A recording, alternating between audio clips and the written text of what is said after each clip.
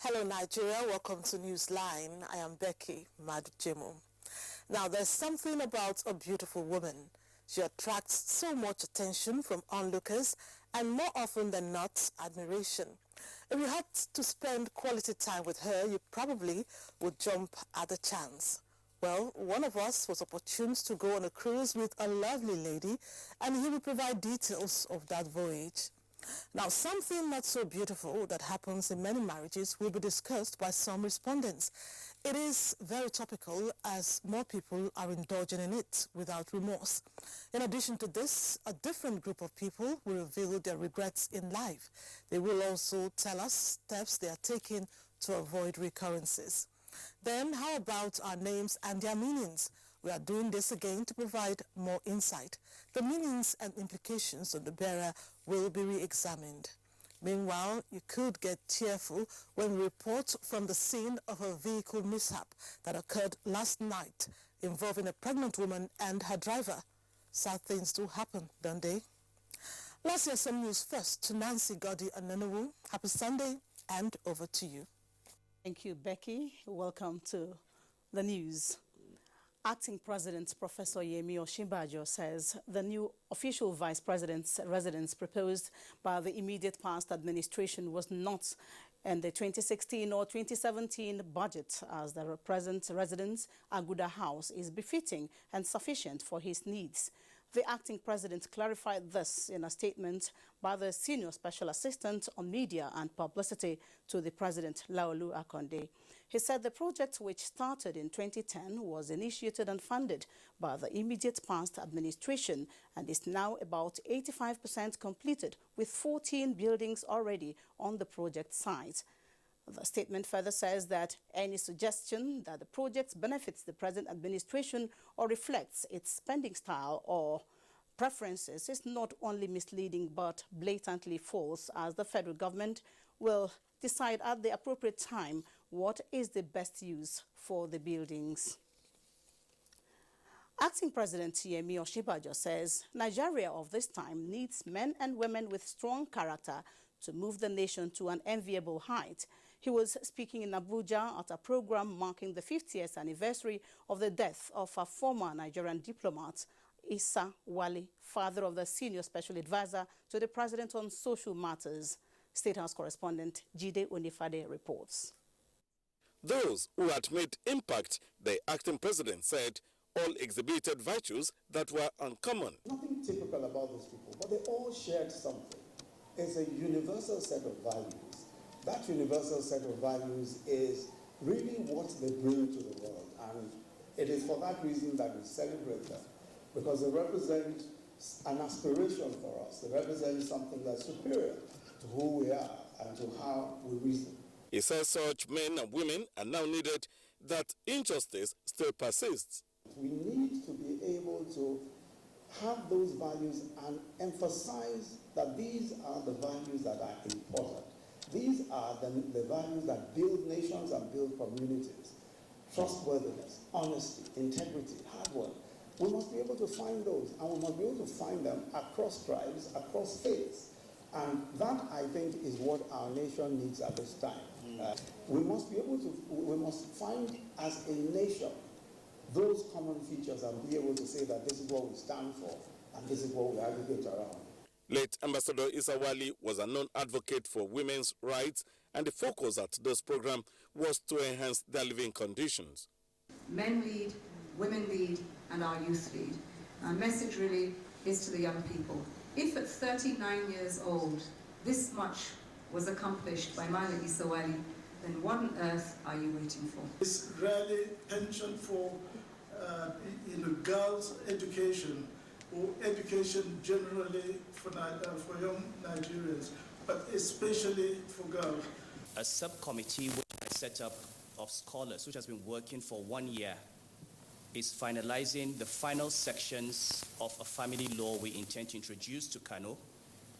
which will address some of the issues that Madam Issa was concerned about. The Isawali Empowerment Initiative is headed by Mariam Uwais in memory of her father, late Ambassador Isawali. In Abuja, Jide Onifade, NTA News. Former Commonwealth Secretary General Emeka Anyoko has challenged media practitioners in Nigeria to uphold the ideals of the profession and the discharge of their duties. The charge is coming against the backdrop of alleged misinformation and concoction of stories by the media. Emeka Anyoko was speaking at the 14th edition of Sun Newspapers Award in Lagos. Anthony Forson reports. The former Secretary General of the Commonwealth, who went down memory lane, citing his experience with the media, said distortion and misrepresentation of facts is becoming a serious setback for the profession because it is eroding on the credibility of the organization or of the practitioner, especially with the advent of social media. Whether it's newspaper, radio, television, or social media, your publications reported as facts must be avoided. On the other hand, he advocated for a true federalism as panacea to Nigeria's current challenges. Information and Culture Minister Lai Mohammed, who spoke to newsmen on the sidelines of the event, lent his voice to the call for the media to eschew bias in their reportage. You see, the issue of fake news, the issue of fabrication, distortion, I think is assuming such a dimension that is threatening to disfigure the industry. It's an issue that especially the professional media must take up. In another development, Information and Culture Minister Lai Mohammed says programs such as the Teju Baby Face Show are potent platforms to showcase government programs and policies to the citizenry in a manner that the people will assimilate undiluted. The minister stated this after being hosted on the program. Again, Anthony Forson has more. The Teju Baby Face Show is tied around political satire laced with comedy. The anchor, whose real name is Gbadewonuola Olateju Oyelakin, took on the minister in his usual hilarious manner by asking questions on the state of the nation. The minister equally displayed his high sense of humor. To make it still very good to take over. Are you traveling anytime soon to that? But you see, I'm not like you. You see, if you want to travel to America, you just need to look at your bank balance, look at your visa. You need permission from the president to step outside Abuja. So I don't know what I'm traveling with. Talking of this traveling thing.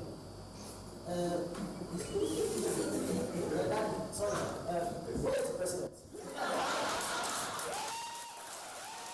While in the studio, the minister did not only appreciate music, but made the point that he has dancing as a hobby.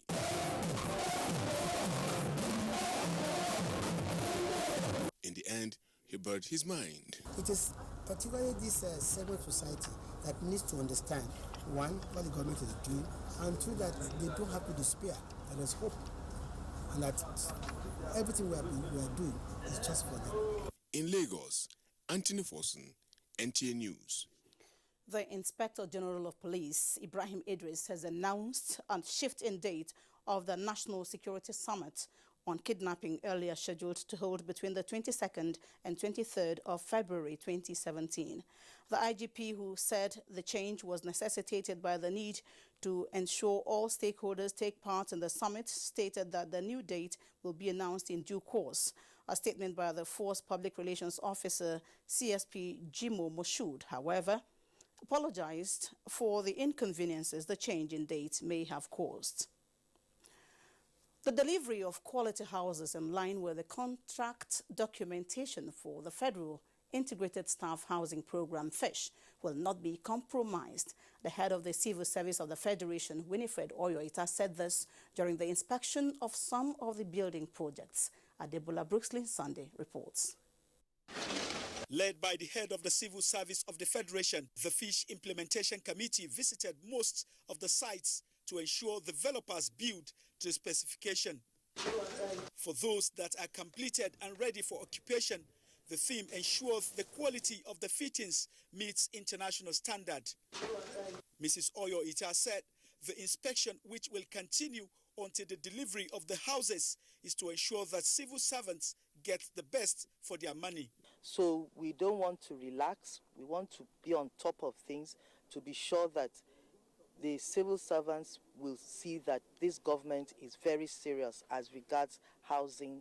So we have started processing the applications in earnest so that we would pay the cost of the houses on behalf of the civil servants to the property developer. All rooms and suites right now. The developers assure the committee of a world-class buildings. About 2,000 inflows of fish members coming to see. As a result, we've had to meet with the architect. The inspection, they said, is to avoid any mistake that will prevent the workers from getting a house that will stand the test of time.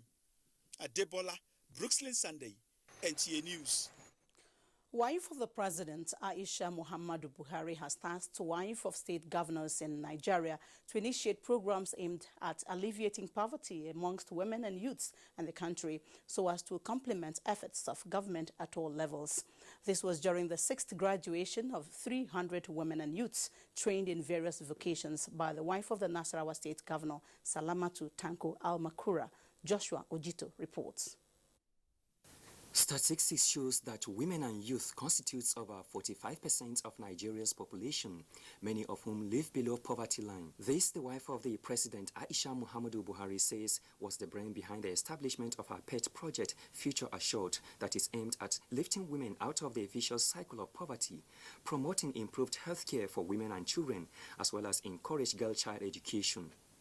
The wife of the president was represented by former Deputy Governor of Plateau State, Pauline Talling, at the 6th graduation of Mother and Child Care Enhancement Foundation, MACSEF, in Lafia. I'm equally happy that you are presenting the NGO's plan of action for 2017, which I believe will appropriately capture the 3 thematic areas of poverty, health, and education. Federal and state governments on their part say various initiatives and opportunities are being provided to empower women and youths in line with inclusiveness of sustainable development goals. Empowering young girls is also in line with the guiding principle of the federal government's social investment program. We are also going to expand the scope of skill acquisition.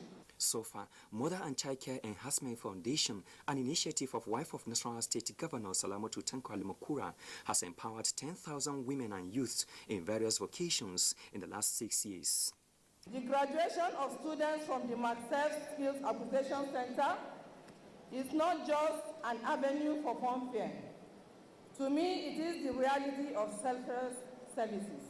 Executive Vice Chairman of National Agency for Science and Engineering Infrastructure, Naseni, Professor Muhammad Sani Haruna, wife of Kano State Governor Hafsat Abdullahi Umar Ganduji, and other development partners all advocated the need to engage more women and youths in various vocations so as to reduce the burden of unemployment in the country.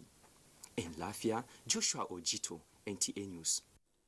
The partnership drive of the Nigerian Television Authority is increasingly yielding results, with small groups, corporate organizations and individuals expressing interest to collaborate with her. The latest is from one of the nation's newspapers and organizers of Miss Nigeria pageant, Daily Times. Salihu Abdullahi reports. Daily Times is now coming back. It's being rescripted, it's being rejuvenated. I think it's a thing of joy.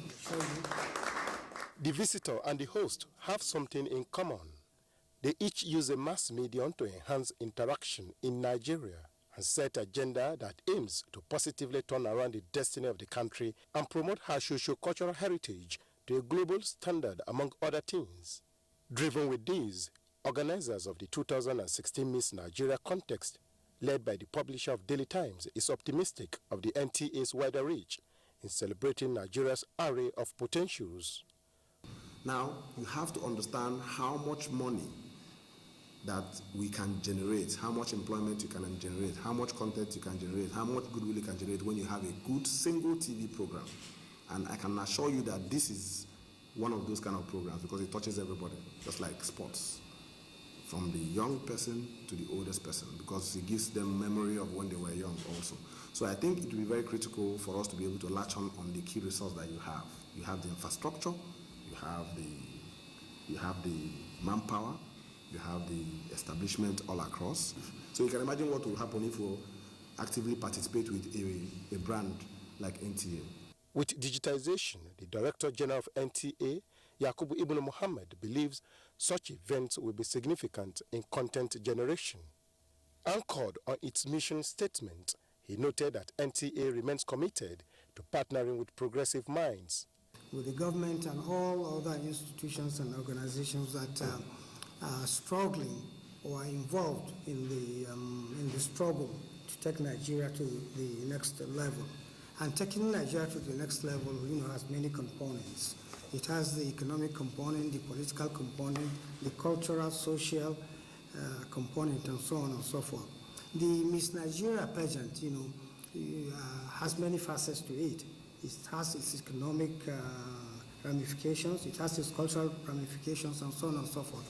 And we in NTA are willing and ready to partner with you, to take the pageant to the next level. The visit provided opportunity to present the 2016 Miss Nigeria to the management of NTA. In Abuja, Salihu Abdullahi, NTA News. Now, identifying tangible achievements recorded so far under President Muhammadu Buhari-led administration was the topic for discourse at a one-day youth interactive session organized by the Citizen Support for Good Governance. Adebola Brookslyn Sunday reports. From all parts of the country, these youths converged on Abuja because they believe their generation has the ability and responsibility to make the nation more hopeful, stable, and peaceful place for all and sundry. These young Nigerians want to be at the forefront of national change and innovation, recognizing themselves as the agents for peace and national development. Another 500,000 people will be given jobs. Senior Special Assistant to the President on Media and Publicity, Garba Shehu, and youth leaders from the 6 geopolitical zones took time to point out some of the achievements of the present administration. President Muhammadu Buhari is a long-distance runner. He's not looking for short-term gain that people will just clap at him and those advantages just disappear. He wants to build a future of prosperity, a future that will be everlasting. Fight against corruption. I think you really need to enlighten the youths on it. This government has achieved so much in it. In infrastructure, you have to tell the youths, because they keep asking these questions every day. This government has achieved so much in it. In agriculture, you also have to tell the youths for them to know that this government has also achieved so much in it. Most of the people are ignorant, and that ignorance makes it impossible for them to know the right thing. But if we are able to open our minds and see the government as a government that is working for the good of the people, then I think Nigeria will be the better for all of us. I've learned a lot today, and as a good citizen, as I stand with Buhari, I'm going to work with what I've learned.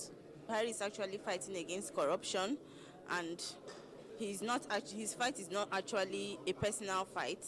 They want to be part of the resharpening of their future, as well as making their voices heard. Adebola, Brookslyn Sunday, NTA News. Let's go religious now. For Nigeria to continue to enjoy peace, sustainable growth, and development, Christians have been tasked to be more fervent in prayers as a way of standing in the gap for the nation.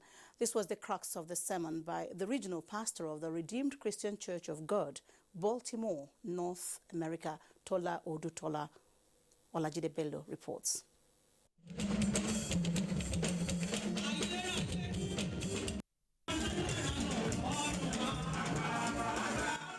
It was an atmosphere of praises and thanksgiving at the Citizens Church for God's grace, love and mercies over the years. Commending President Muhammadu Buhari for his doggedness in the fight against corruption and restoring peace to the Northeast, Pastor Tola Odutola called on Christians to brace up their faith and pray for the nation. In contributing their quota towards the growth, development and sustainable peace in the country, Pastor Odutola said, Best you can do is to pray for his health to get better. And that's it, really. You know, I think we are making too much noise over what should not really be an issue. We should just pray, and God will take care of the rest. We talk about corruption. We don't talk about corruption if everybody lives under the fear of God. So our admonition to people is for them to apply their hearts to the fear of the Lord. Let love also play a very significant role in the way we relate with our brethren. Special prayers were also offered for the speedy recovery of President Muhammadu Buhari to come back and take up the mantle of leadership and lead Nigeria to the promised land. In Abuja, Olajide Bello, NTA News. And Nigerians have been advised to pray fervently in the appreciation to the Almighty God while supporting the various measures being put in place by the federal government to cushion the effects of present economic challenges. Professor Patu Tomi, Chief Executive Officer of Center for Values and Leadership, made the call at a special prayer session for the nation organized by the Illumination Assembly Cathedral in Lagos. Vera Chimoba reports. In line with the saying that a nation that prays together stays together, informed the prayer session for the nation by Illumination Assembly Cathedral. The prayer session was an opportunity to commit the many challenges confronting the nation into the hands of God while promoting national unity. Leadership is defined by a certain level of knowledge about the world you're trying to build. It's defined by a certain sense of service, sacrificial service towards the people. Nigerians should see government as their own. Bishop Isaac Idahosa appealed to Nigerians to be patient with Muhammadu Buhari as he meant well for the nation. I see a light at the end of the tunnel. Things will definitely have a different perspective. Leadership will change. Buhari will come back hale and healthy. Things will change. This is our country, and we must salvage it. The Apostolic Church Nigeria, at its convention in Lagos, called for the strengthening of the unity of the church and this workforce to enable it contribute positively to nation building. When we know the truth, we will be free from all the incumbents and obstacles we are having. Church leaders were also asked to continuously inculcate moral values in their followers. In Lagos, Vera Chumuba, NTA News. On to sports now. Nigeria's Rivers United today beat Real Bamako of Mali 4-0 in one of the CAF Champions League matches played this evening in Port Harcourt, while Rangers were held to a goalless draw in Enugu.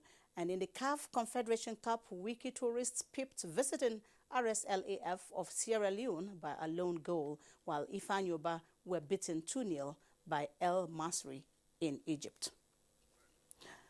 Nigerian athletes off to Japan as beneficiaries of an exchange program between both countries as the Roller Sports Federation carries the media along on its programs for 2017.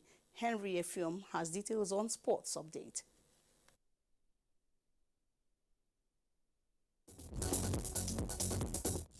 Nigeria has strengthened diplomatic ties with Japan through sports, as 7 of the country's sportsmen and women have left for Japan to further their education.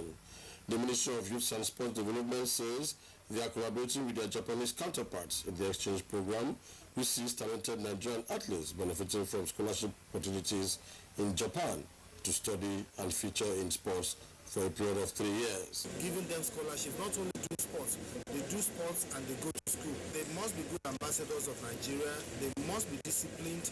They must imbibe the culture of the country where they're going to. The members of Nigeria, ambassador, senior counselor, everybody liked this project so much because this is so great. The 7 athletes are made up of 2 handball players, 4 basketball players, and 1 football player. The Roller Sports Federation of Nigeria has held its first annual press briefing at the National Stadium, Lagos, to intimate the media on its program of activities for the year. President of the Federation, Joseph Evers, says modalities are being put in place to host several championships and training programs with a long-term plan of featuring at the Olympics. I know very well that definitely this sport will go places in 2017. We are ready to give you license, we are ready to give you ID card, so that you are now doing things this international standard way. That is all. The moment you are obeying the rules guiding the sport, because safety is first before even your interest in the sport. The Federation says it is making plans to organize the first Lagos Skating Marathon this year. With sports updates, Henry Ifyo, NTA News. Next is a quick check on weather prospect for tomorrow, Monday. Welcome to the weather segment from the Nigerian Meteorological Agency. With dust being the prevailing weather, we anticipate sunny and hazy conditions from the north down to the southern cities, with localized visibility of 2 to 5 kilometers around Yelwa, Akure, and Benin axis. Next is the temperature forecast. I am Issa Helen Boy, saying bye for now.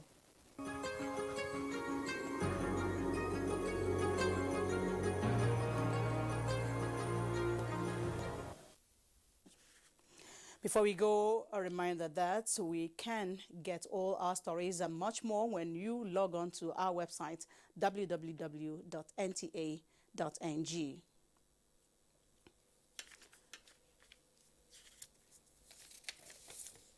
And that's it on the news from this side. We're joining Becky again for Newsline Proper.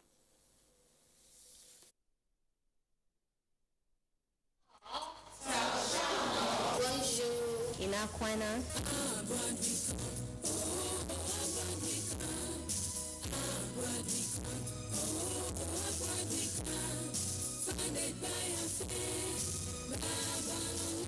I can say without equivocation that my glimpse of the facilities, staff and students, as I drove around and chatted with them, this campus leaves me or anyone in no doubt that the setting of this university is superlatively impressive,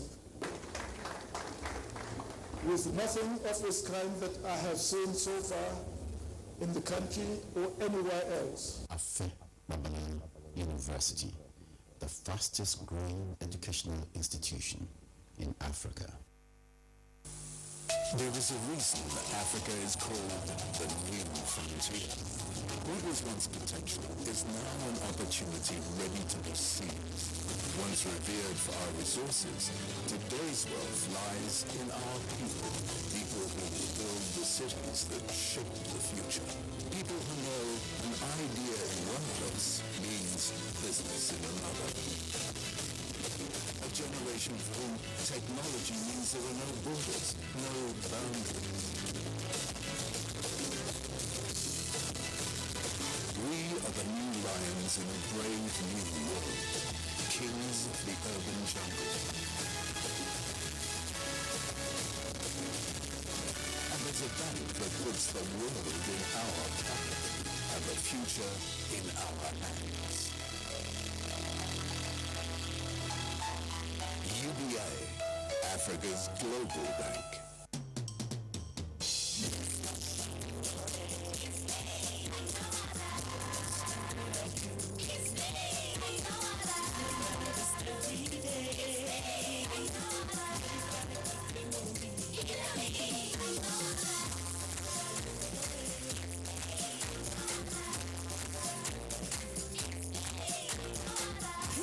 Amazing moms who identify and nurture the uniqueness in our kids. Indomie noodles, tasty nutrition, good for you.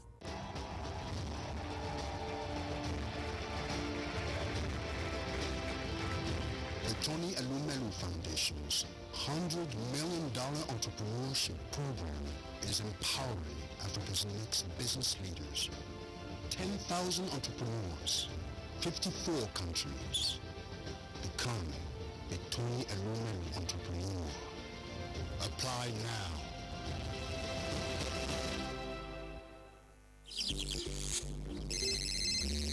Hello. Welcome to the M6 Challenge. Using your new GUI M6, carry out everything on that list. Starting now.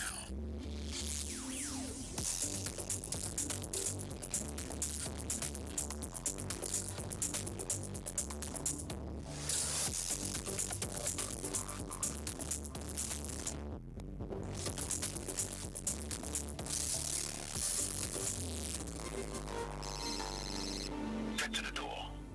Come Congratulations, you have passed the test. Xiaomi M6 with a 5,000 mAh battery to go on for 2 days on a single charge. Xiaomi M6, always in power.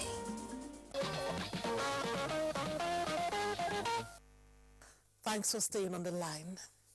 We begin tonight with the most unfortunate incident that occurred in Lagos last night.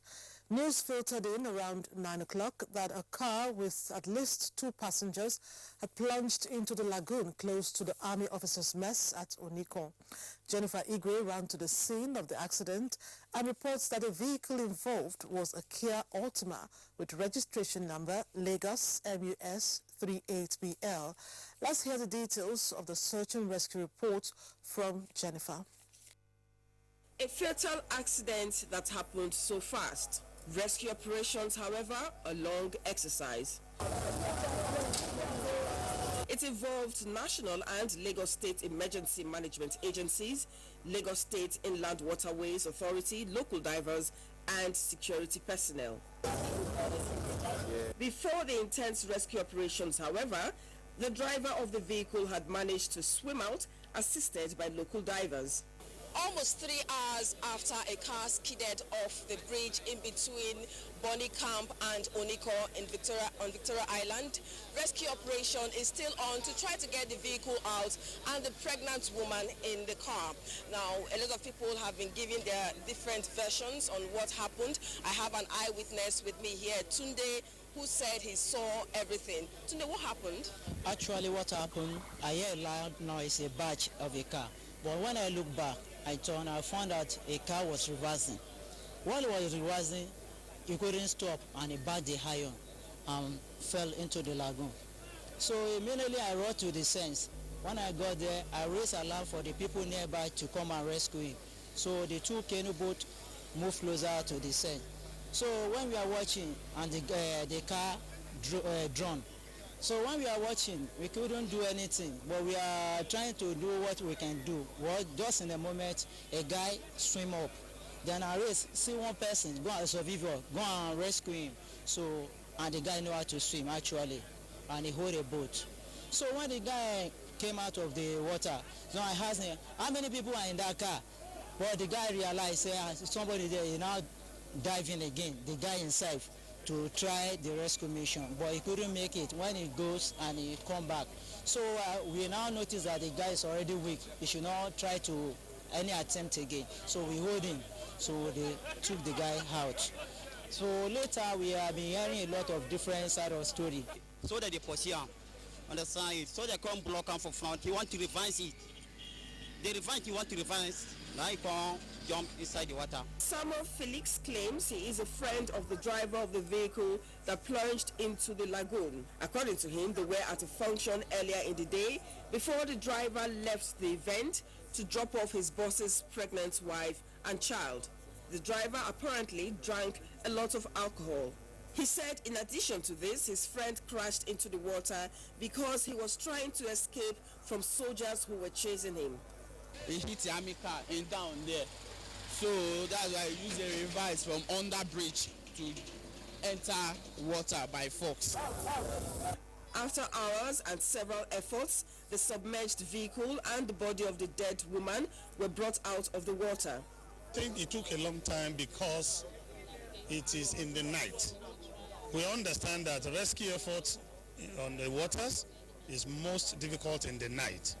In fact, it took a long time before we persuade them to go into the waters, and then trying to locate exactly which spot. I couldn't see clearly there, so I needed to find a way to get the torch that would brighten down into the water so I can have a space to get where I would fix up the belt. So that was a challenge I have in there, because I have a torch that works inside water. But as in the torch normally use a finger battery. So I asked if they can get me a battery here.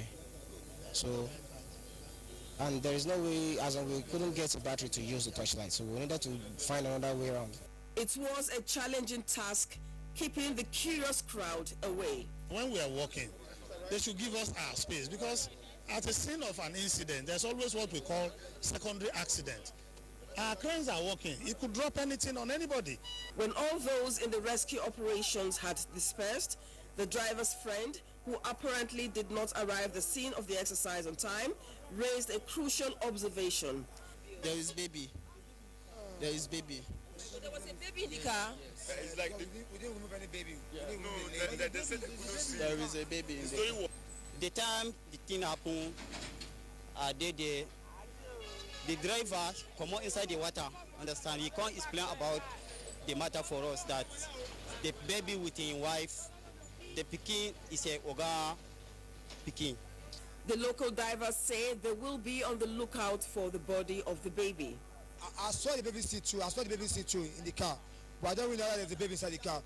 Actually, if there's a baby in the car, the baby will be inside the water for like 3 days before it float up. That does it. Emergency and disaster management experts say safe driving is key to survival on the roads. As we are driving, particularly at night, particularly as we're driving over bridges that are over waterways, to drive safely and to be conscious of the people driving around them and the environment in general. That was so sad. Our hearts go out to the family. May their souls rest in peace. Moving on, she's beautiful with intimidating statistics, very patriotic. Her life's mission is to protect those she loves with so much passion. No wonder her parents gave her a name that connotes peace. Who can she be? Well, Abolade Salami, who spent one day with her, will unveil her identity and reveal the rest of her qualities. She is the Nigerian naval warship whose code name is NNS Unity. It is she that the Nigerian Navy dispatched to Uganda in January to assist in maintaining peace in that country when it was thought that the country would go to war. She is huge and her statistics are 95.5 meter long, 12.2 meter wide, with a capacity to accommodate at least 76 people at once. That's not all. She's equipped with a hangar that can accommodate 2 helicopters. We carry a helicopter on board the ship because it gives an added advantage to the ship in terms of coverage area and other operations at sea. It's like a force multiplier. When you have a helicopter on board, you're at sea, it's faster to move, and it has speed. You can use it in terms of a lot of things. For instance, search and rescue operations, firefighting, embarkment and disembarkment of crew. And right in the front area of the ship is a 76-meter machine gun to prevent her from drifting into the deep blue sea when she's baited, are 4 spring ropes and an anchor chain. So much for the outward appearance of NNS Unity. Inside, she's equally as interesting. Though we were in the middle of nowhere with only water and more water everywhere, the naval officers and waitings on board behaved as if they were in their regular offices on land. Yes, use the money hand there. Again. As early as 8 o'clock in the morning, they were up and dressed in their uniform. Each one in their cabin carried out the official assignments. Life in the ship is great for me. I would say it's great. Because for you to adapt to life on the ship is not something that you achieve in a day. It's a lifestyle that you build over time. That is why we have periods that officers are sent on board, so that after a while they get used to it, to life on board. To care for the stomach when the need arose is a well-manned kitchen and a cafeteria where the officers and men are served palatable dishes.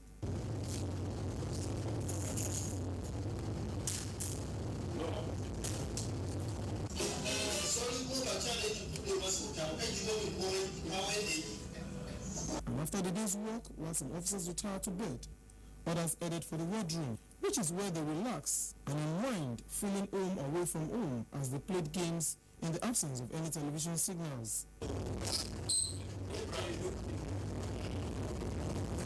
And that was how I spent my day on NNS Unity as I accompanied the naval officers and men who escorted the ship back from the Gambia through Ghana to its fatherland.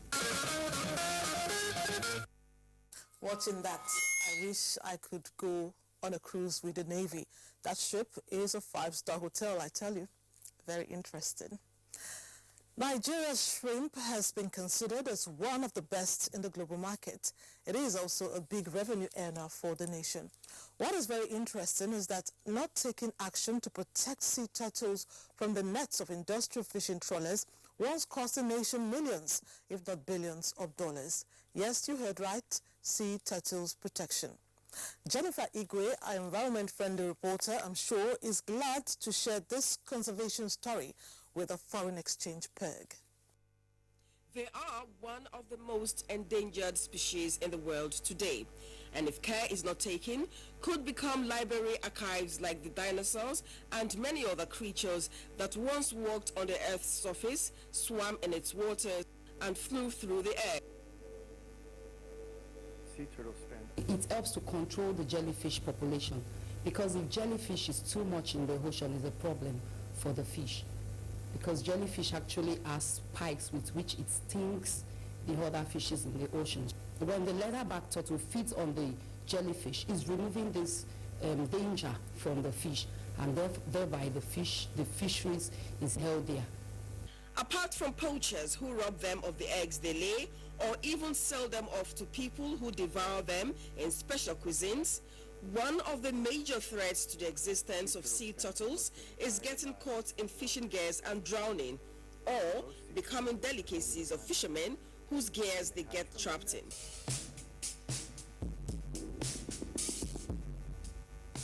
So crucial is the function of the sea turtle to the aquatic ecosystem that as far back as the 1970s, scientists, managers, and fishermen in various countries worked to reduce the frequency at which sea turtles become bycatch of fishermen. They succeeded in creating the Turtle Excluder Device, TED. No trawlers is allowed. It's a law. It's one of the conditions, before you register to shrimp, you must have the Turtle Excluder Device installed on your nets. Now, that is a grid that prevents the turtle or any big fishes that is bigger than 4 inches to go into the nets. So it has an opening that allows all of them to be able to swim out through the opening, and they go back to the environment. The absence of this device on industrial fishing trawlers from Nigeria years back led to a ban slam on shrimps exported from Nigeria to Europe and the United States.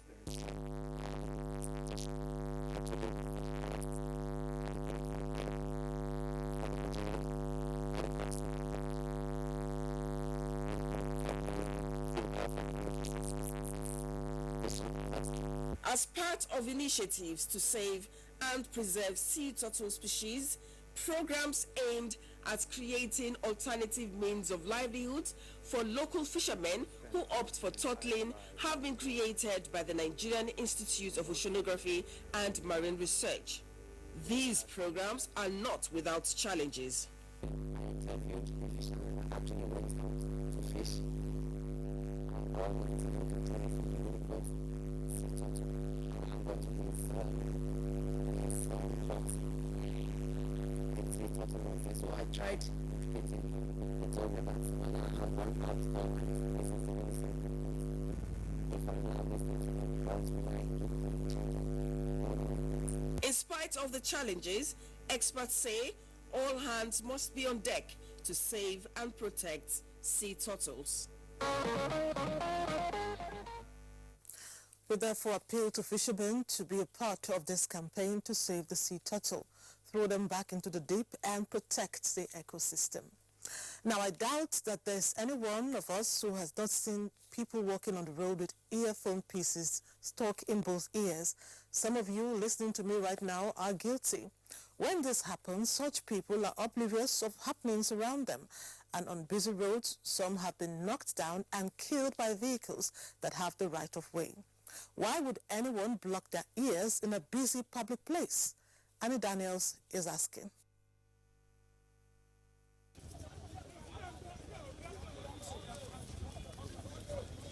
This fight is real, not stage managed.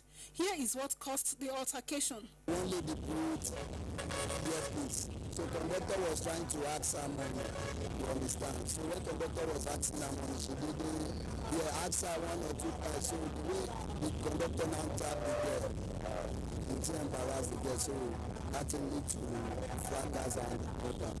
Listen to more. I've been in a public transport traveling on the road, and the driver was using earpiece. I warned him that, are you sure you are here? You can't even hear us when we say, please slow down, because he's in another world. He's in another world, and a bus may want to pass you by and hit. You're supposed to hear the horn and give away. On 1 or 2 occasions, we almost ran into another vehicle trying to overtake him because of the earpiece. So we had to actually ask him to remove it. Though he was angry about it, but he did remove it, and from that time we had peace until we got to our destination. And I didn't get an instruction that the guy was looking for 2 years on a wall, and he was walking on the road while a car and a trailer, both of them put him together, and the guy died inside. In order to isolate, if not totally shut out the noise from my environment, earphones come to the rescue. With technology and rampant use of mobile devices, earphones are a common sight in today's world. For the younger generation, it may be trendy to always have the electronic device tucked in their ears while taking a walk on the street or just chilling at home. I'm a musician. I just close from work now, and then I'm feeling a little bit tired. So I don't want all the noises I'm hearing right here. I just want to concentrate on myself, and then going to play, I want to get my voice. I'm enjoying myself because I'm a talking drummer. So I'm listening to some music to learn how to play the drum, how to beat the talking drum very well. The rhythm of the music may be enthralling, but are they aware of its inherent dangers? I didn't know. You can tell me. The noise will impact into the eardrum, and that will, impair hearing capability or ability of anybody using it. People often complain about the dangers posed by noise pollution coming from religious centers, vehicles, as well as the blaring sounds from music and film vendors. Some say this assorted cacophony of sounds can be blocked out with the use of earphones. They will be able to receive a call, the result of crowd, and they will be able to hear what the person was telling them on phone. What is expected is your total concentration while driving, because you can receive some news, some information that can be distracting and can get carried away in the course of discussion, and you hit the other vehicle. That means defensive driving technique, which gives you that the driver ahead of you or behind you is a potential threat, is missing. Distraction has led to major fatal crashes, and it's avoidable. So, but if you are caught, it's punishable. Now you know it is wrong for you to wear earphones while driving or in a public place. Worse still is that earphones are even more dangerous than external sounds because it can rupture the eardrums when shoved in too tightly. Becky, any word from your end? Annie on my case again. Well, it's a good thing we hear with both ears. It's safer to plug the earphone in one ear and leave the other for ambience. It's that easy. This report is by Jane Ojukwu. In it, she tells us that certain kinds of jobs have negative effects on the eyes that may lead to blindness. What can people who find themselves in such professions do to protect their eyes? Welders, carpenters, caterers and computer operators are among those at high risk of developing eye problems due to constant exposure to smoke, light and particles. Smokes get into my eyes sometimes. So I don't usually sit at long hours, on the laptop. In the night, if you are not use glass, in the night, I no go see, I no fit watch TV. I no fit see, like, if you motor dey pass, light, if you go enter my eyes, I no go fit see again. Many people involved in this type of jobs do not take any steps to protect their eyes, let alone go for eye checkup. Since I entered this world, I never go and do that kind of one. To go and do checking of my eye, no. What are the likely ailments associated with overexposure of the eyes to such occupational hazards? The commonest will be exposure keratitis or conjunctivitis. also allergic conjunctivitis. They all go together. That's having to do with too much smoke entering the eye. Tiny objects fly into their eyes, so they can have foreign body in the eye. Blacksmiths, those who are exposed to high heat, that one is called infrared light. That also can cause cataract. Many people are fond of self-medicating. What are the implications? Don't put breast milk in your eye. I've seen a patient who put acid in his eye. People put urine in their eyes. People put petrol in their eye. If anything, self-medication should be avoided. Medical experts give advice on how to protect the eyes from the dangers of such hazards. We recommend at least once a year regular eye check if you're above 40 years old especially. If you start from the simple like smoke, avoid smoke. The Okada riders, they should wear goggle, protective goggle. Even if it's not a special goggle, as far as you wear a glass that prevents your eye from reaching the wind. Now you know what to do if your job exposes your eyes to risks of such ailments. Prevention experts say is better than cure. We shouldn't take our sight for granted to protect your eyes if your job puts them at risk. It's that point on the program when we give room for a break to occupy that time as some messages, after which Newsline will continue with information on what some corporate organizations were up to during the week. That's in our second segment. Stay on the line.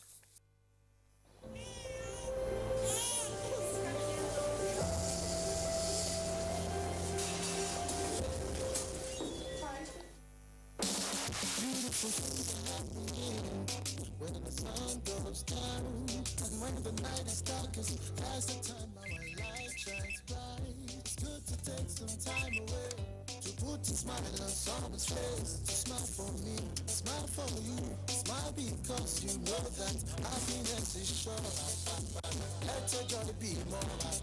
So everywhere you go, you can make your laughter loud. You don't have to be fair to make your presence felt. No matter where you are, we can be together in love. Together in love. Together in love. Happiness is sure. Let your joy be more. So everywhere you go, you can make your laughter loud. To make your presence felt. No matter where you are, we can be together in love. Together in love. No matter where you live, together in love. No matter where you are, together in love.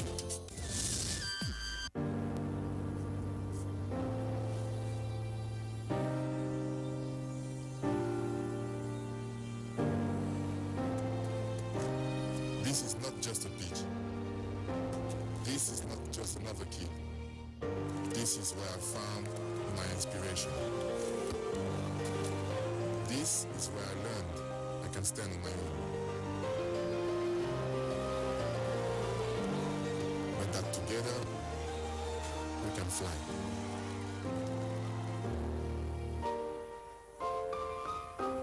This is the school of life. This is where champions are made. Nestle, good food, good life. We are a wonderful, highly nutritious family. Smalley loves hanging out with friends. Ah, Selfie keeps you nourished.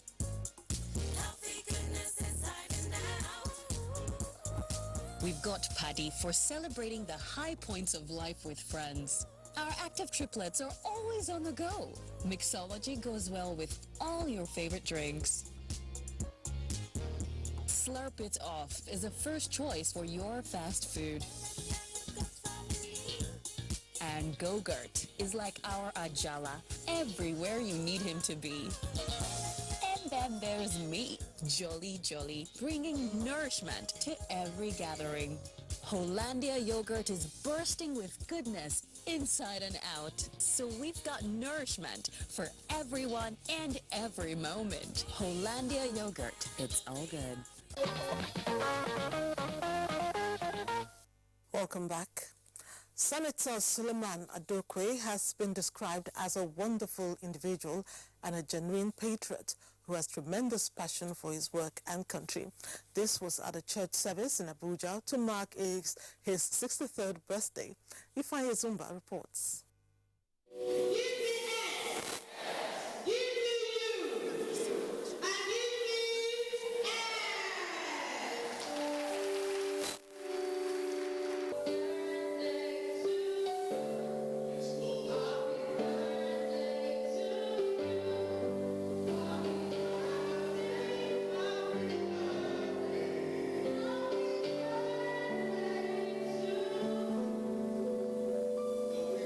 Dignitaries present are DG, National Broadcasting Commission, DG, Voice of Nigeria, DG, News Agency of Nigeria, Executive Director, Finance and Administration, Nigerian Television Authority NTA, and Executive Secretary, Nigerian Press Council. The minister in charge, Evangelical Reformed Church of Christ, Vision Assembly, Reverend Joseph Iwala, taking his text from the Book of Chronicles, spoke on the importance of thanksgiving and appreciation for what God is doing in their day-to-day life. There are people who find it difficult. Whenever God bless them, instead of coming before the giving, before the presence of God and thanking, they refuse.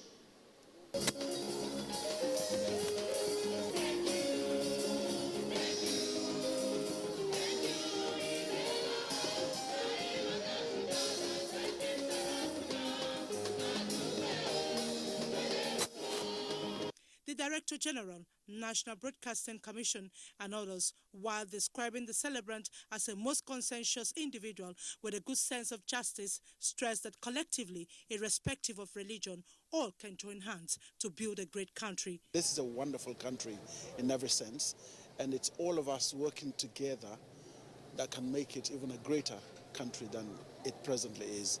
And when you come out for the celebration of the birthday of an individual, especially from a different faith background, it tells a story that we can go beyond our divides to be able to build our country together. Period of deep reflection and stock taking. 63 is not a joke. God has done much. As he has thanked the Lord for what he has done, may he do more for him and the years ahead. Very happy that he's seeing today, and we bless God for his life because he has been very healthy and we haven't had any issue with anything whatsoever. 63 is quite unique. Not too many people celebrate 63 years. Every day of your life in this wonderful country, you must remain eternally grateful to God. Every day we have various challenges that threaten to tear the country apart in many ways. But God continues to keep us as one family, regardless of our challenges. But the mercy of God and his gift to this country is much more than the things that keep us apart. Senator Adokwe, thanking God for the gift of life and all who took out time to celebrate with him, called on the country's leaders to use judiciously the resources God has placed in their hands.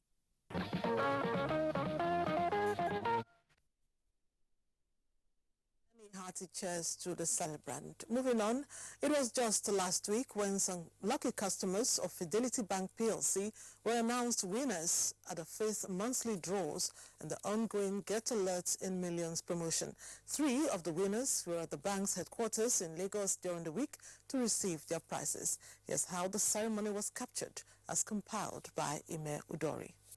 The 18 lucky customers of Fidelity Bank who won in the last draws was Okenwa Ifeanyi Chukwu. He was at the bank's headquarters in Lagos to receive his 1 million naira cash prize. I got a call, I wasn't too excited, and because I've been getting such calls that you've won something, and at the end of it all it will be a scam.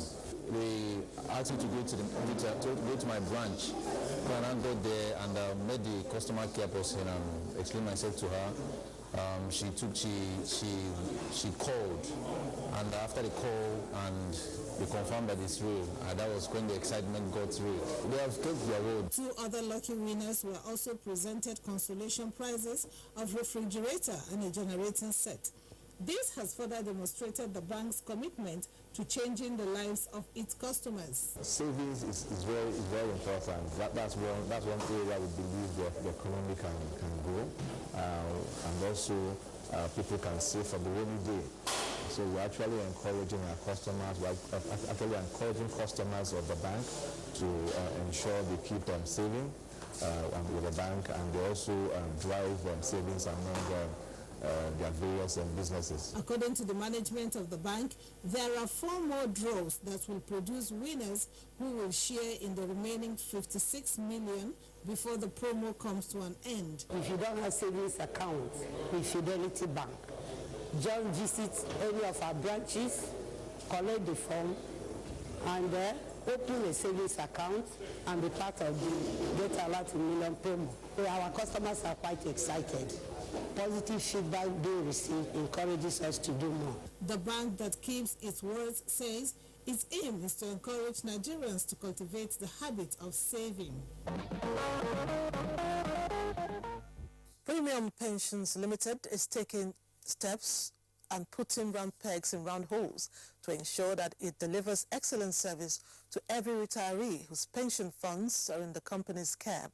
A giant stride in this direction is the ultra-modern regional office situated in Ikoyi, Lagos, which the company inaugurated during the week. Annie Daniels will tell us more about it.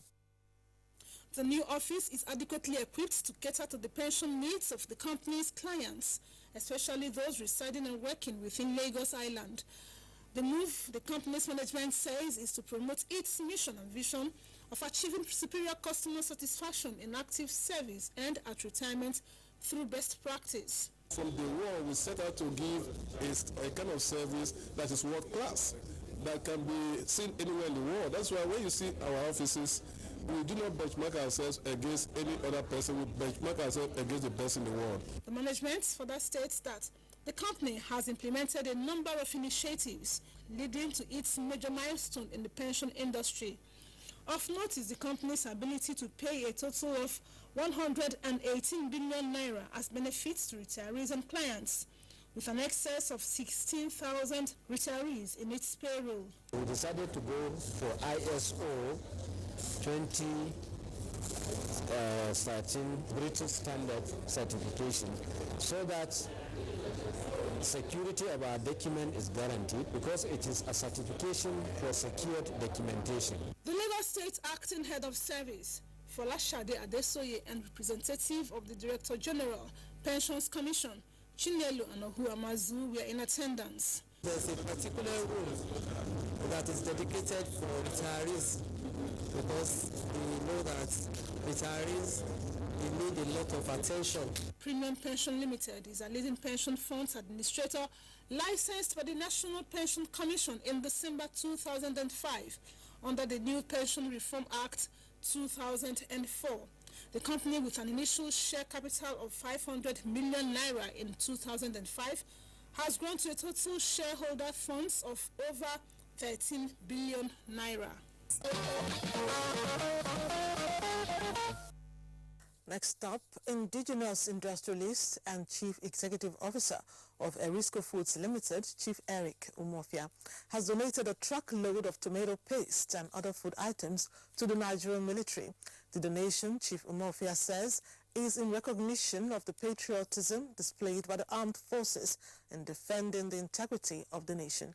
Emel Dori compiled this report. The truckload of food items was received by the Chief of Defense Staff, General Gabriel Olonishaki, who was represented by Air Commodore Olayinka Tijani of the Defense Headquarters, Abuja. Chief Executive Officer, Erisco Foods Limited, Chief Eric Umofia, said the gesture is an appreciation of the men and women of the Joint Task Force who have continued to put their lives at risk to protect the nation. He acknowledged the activities of the military, which he said has engendered peace and tranquility in the country, thereby guaranteeing the survival of businesses. I had business in Angola where there was war. And I witnessed Nigerian war, and I don't pray anything war to come near our area again. So we need to support them to push any type of a threat to this nation before it graduates. That's my reason of putting my helping hand, and I hope, inshallah, if Allah continue to help us well, we will continue to do our talking. The Chief of Defense Staff thanked Chief Umofia for his support to the military, even in the face of the prevailing economic reality. It is our conviction that this corporate social responsibility executed by the Arisco Food Limited will go a long way in complementing the military's welfare package that troops in the charter of operation in the Northeast. This gesture is most appreciated. The Chief of Defense Staff maintained that this support has demonstrated uncommon patriotism to the nation in general and to the Nigerian military in particular. Arisco Foods Limited also presented a 1 million naira check to the widow of late Lieutenant Colonel Abu Ali, who was killed last year in a military operation to restore peace in the Northeast. Another good gesture by Arisco Foods. Kudos for the generosity. Our health focus tonight is on a condition that paralyzes the victim and may be fatal if not well managed. Stay on the line for this all-educated piece when we come back from this break. From what we have seen, we have the capacity which we can rapidly develop or feed in ourselves. If we don't import rice, we stop importing corn and other grains, Nigeria will have plenty of money to invest into developing industries, especially manufacturing, textiles and so on, and develop iron and steel, and complement the infrastructure development. So really, the opportunities are virtually limitless, and we are very, very aware of this, and we are prepared to exploit it to the fullest.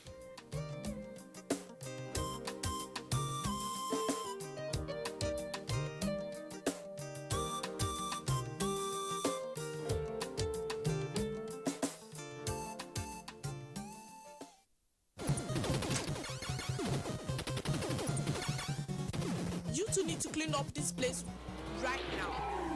Now. Game over.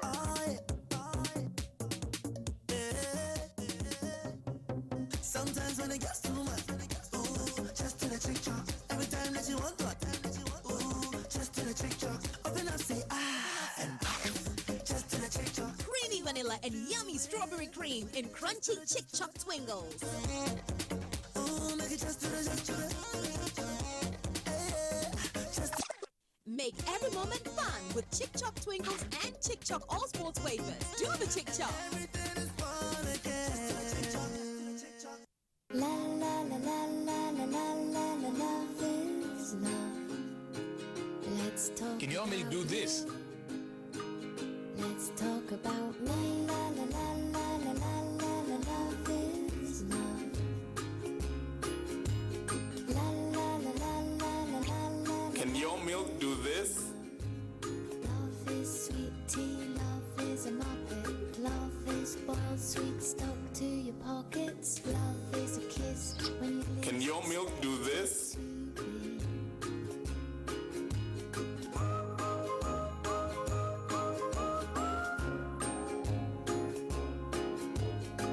Can your milk do this? Mine can. With Hollandia evaporated milk, your cereals, oats, smoothies, custards, ice cream, and variation of beverages taste pleasantly different. Hollandia evaporated milk. Life tastes different. From the House of Chi. The Future Assured project and its components Get Involved, initiated by the wife of the President, Her Excellency Aisha Muhammadu Buhari, is not relenting in championing the cause of Nigerian women and children.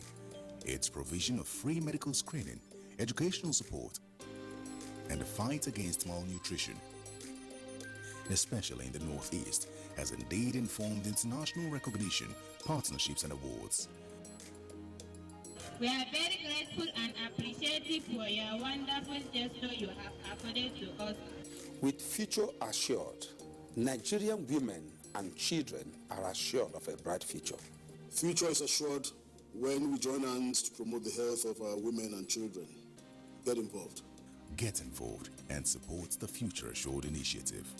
Future Assured, promoting and protecting the lives of Nigerian women and children. The production, distribution, and sale of counterfeit and fake drugs is a corrupt practice and a crime against humanity.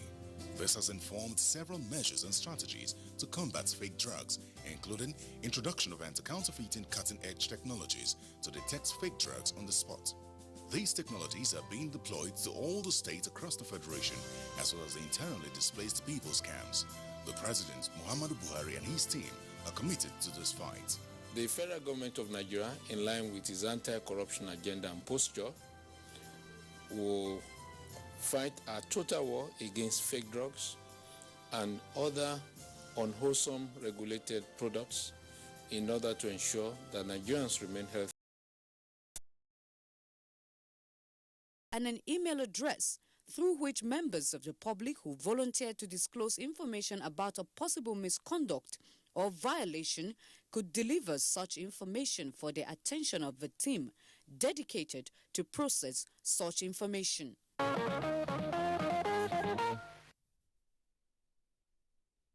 Thanks for staying on the line. Our next report is on health. Tonight we focus on a condition that is fatal after it must have ravaged the victim's body, either partially or totally, with paralysis. Stroke, what is it and what can be done about it? Joy Ken Abakoya reports. Stroke is a disease with impacts ranging from death and disability. A stroke has its origin in a blood vessel, in a pathology of a blood vessel. What it means is that a blood vessel could either be diseased in one of two ways. It could be blocked or it could rupture. Either of these would lead to a stroke. When it's blocked, it's called an infarctive stroke, and when it's a rupture of the blood vessel, it's called a hemorrhagic stroke. It could affect a particular area of the body, or it could globally affect more than one area of the body, and it must last for more than 24 hours. Apart from that, if it doesn't last for more than 24 hours, it must actually lead to death. Statistics show that the disease, a leading cause of morbidity and mortality globally, affects 15 million people every year. Of these 15 million people, 5 million that we include are the modifiable ones, which would include things you can do something about, like high blood pressure, cholesterol, elevated cholesterol levels, smoking. Diabetic people who have uncontrolled blood sugar are also prone to having strokes. People who are obese, extremely overweight in such a way that health might be impaired, they are prone to having strokes. Can the ailment be treated? Every stroke can be treated, but there are some for which people get to the hospital too late. Fortunately, they say stroke is largely preventable. When the lifestyle is good, active exercise at least 3 times every week, 30 minutes at least 3 times every week, very excellent diet portion controls, and then eating when you need to eat, not eating heavy carbs late at night, low salt intake, moderate sugar intake. All these are excellent lifestyle practices. The only place to treat a stroke is, for us now in a developing setting, in a developing countries in our setting, is to use only hospital facilities. What most people take care of when they try to use alternative medicine is to see if they can address the neurological deficit. But there's no point in treating a symptom if you haven't treated the origin. These medical experts conclude that prompt treatment of stroke patients is crucial, as early action can minimize brain damage and potential complications. We've adopted the Western lifestyle, so more people are getting obese, more people are becoming smoking, more young people are abusing drugs, narcotics, cannabis, even things like codeine. The cost of dialysis and renal transplant is high in the country, which is the major reason why Nigerians are dying of the disease. This 16-year-old girl, Victoria Friday Matthew, having been diagnosed of end-stage renal disease, the doctor says she needs kidney transplant to survive. Right now, she undergoes dialysis twice a week as she can neither pass stool or urine normally. I want Nigerian to help me. We were 7 in numbers, but now it's left with only me and my sister. She is from Ikot Ebok, local government area in Akwa Ibom State, and fate has left her to be cared for by her only surviving sister from the family of 9. We don't have help. I can't live without my sister. No mother, no brother, no uncle, nobody to serve. Even sometimes we beg to. It is very common these days to see young people down with kidney disease. And one may ask, why at this early stage? Any way out? Lifestyle modification, like people should avoid herbal medications. They should avoid abusing of certain medications, certain drugs. Routine urine check on yearly basis is good.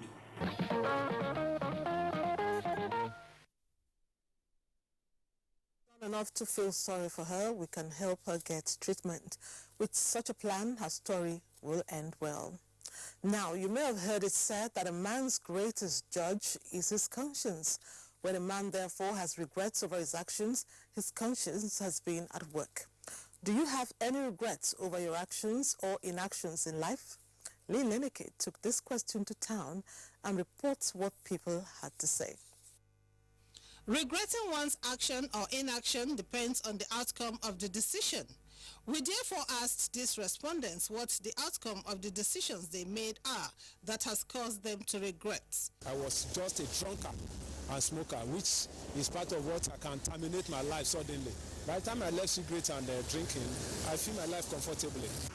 Destroying my mother's shop when I was younger, and I regret doing that. I know when I was doing that, I was thinking I was funny. When I gained admission, I didn't understand what it takes to be in school. So it affected me a lot. I lost 2 years. I had to put on that department and start everything.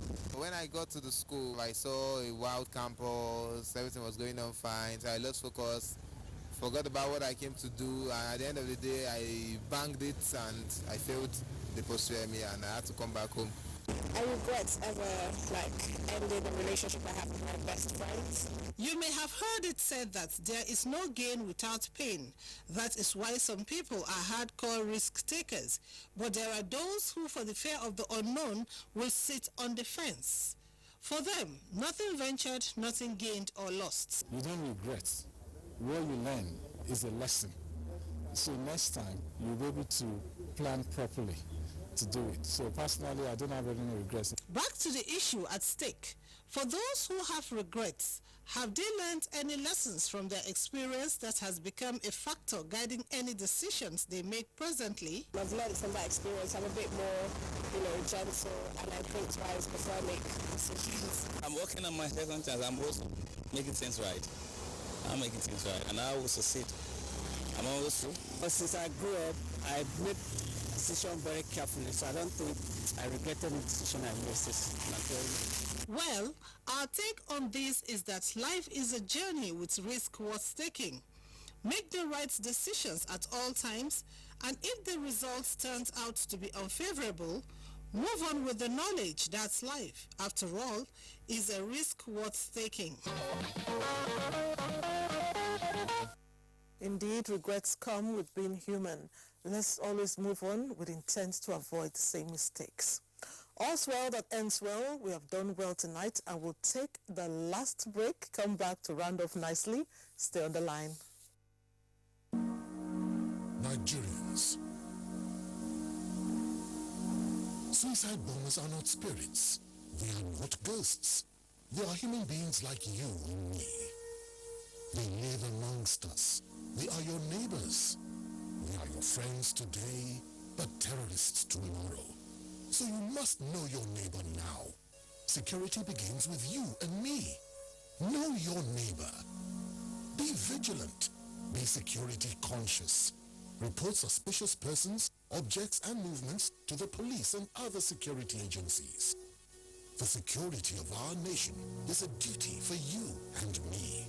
If you see something, say something. Nigeria, unite against terrorism.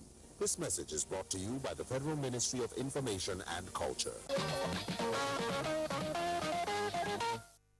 Welcome back. Competitive is the word that has been used to describe the character of relations between two neighboring countries, Pakistan and India. There's nowhere that this may find better physical expression than in a unique ceremony held at the Wagah border. Ahmed Ambali witnessed the event from the Pakistani side and tells us about it. On economic, political and military fronts, the rivalry between Pakistan and India is well documented, and it doesn't look like it will end soon.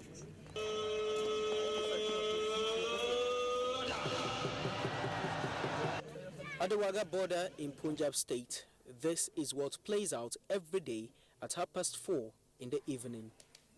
To the outsider, this looks like a spectacle, but for citizens of India and Pakistan, their gladiators are here in a well-scripted demonstration of military force.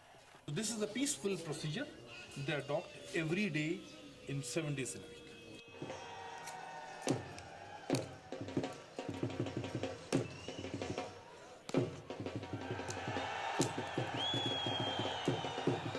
On both sides of the zero-line gate, the citizens cheer their gladiators with every move. We are on the Pakistan side, but the cheers altogether are deafening.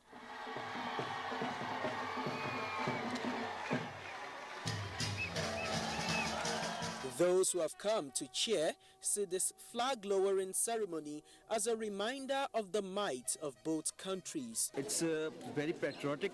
If we come over here, we see our soldiers fighting, who fighting for us, for our safety, and this period is very awesome. I really enjoyed it. I really loved it. The ceremony, however, is not all about subduing each other. As the flags are lowered, the guardians shake hands, acknowledging that in a world of competition, a little bit of sportsmanship evens the score.